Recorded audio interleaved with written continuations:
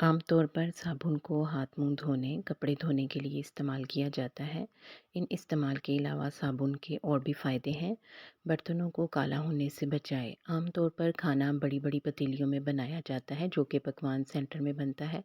ये खाने तेज़ आंच पर पकाने की वजह से पतीलियों के निचले हिस्से काले हो जाते हैं, जिनको साफ़ करना तकरीबन नामुमकिन होता है। इस मसले से बचने के लिए साबुन को पतीली के निचले हिस्से पर रगड़ें और फिर चूल्हे पर रखें।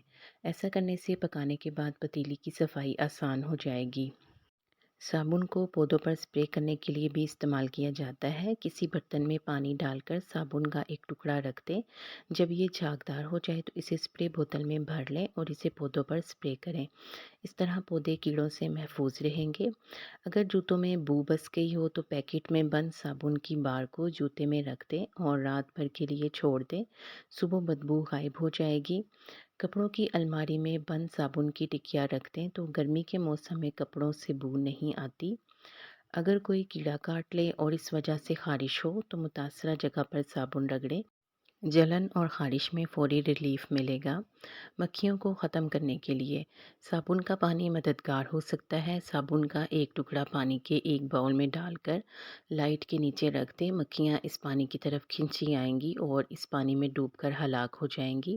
इस तरकीब को घर के मुख्तलिफ हिस्सों से मक्खियों को ख़त्म करने के लिए इस्तेमाल किया जा सकता है। कुछ कपड़े ऐसे होते हैं जिनसे सुई को गुजारना मुश्किल होता है और उनकी सिलाई तकरीबन नामुमकिन होती है। ऐसे कपड़ों की सिलाई के लिए सुई को पहले साबुन में घोंप दें तो इनकी सिलाई आसान हो जाएगी।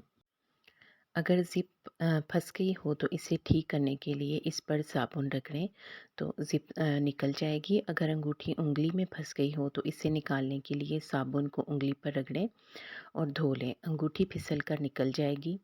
साबुन के बचे हुए टुकड़े जमा कर लें और इन्हें थोड़े से पानी के साथ ब्लेंड कर लें।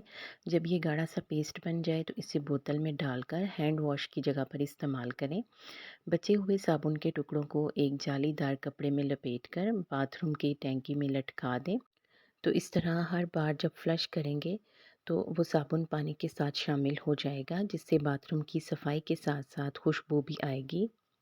बचे हुए साबुन के टुकड़े जिन्हें आमतौर पर फेंक दिया जाता है, इनका ये बेहतरीन इस्तेमाल है। फूल अल्लाह ताला की नेमतों में से एक नेमत है जो घर की खूबसूरती और सजावट को चार चांद लगा देते हैं। ऐसे में फूलों को गुलदान में तरोताज़ा रखने के लिए गुलदान में अगर साबुन के चंद टुकड़े डाल दिए जाएं तो फूल काफ़ी देर तक तरोताज़ा रहेंगे। किसी भी ब्यूटी सोप में ग्रीन टी मिलाकर एक बेहतरीन क्रीम तैयार की जा सकती है जो चेहरे को साफ़ सुथरा और जुड़ियों से पाक कर देगी। इसके लिए किसी ब्यूटी सोप को कद्दूकश कर लें। दूसरी तरफ एक ग्रीन टी का बैग एक कप गर्म पानी में डालकर थोड़ी देर के लिए छोड़ दें ताकि इसका असर पानी में निकल आए।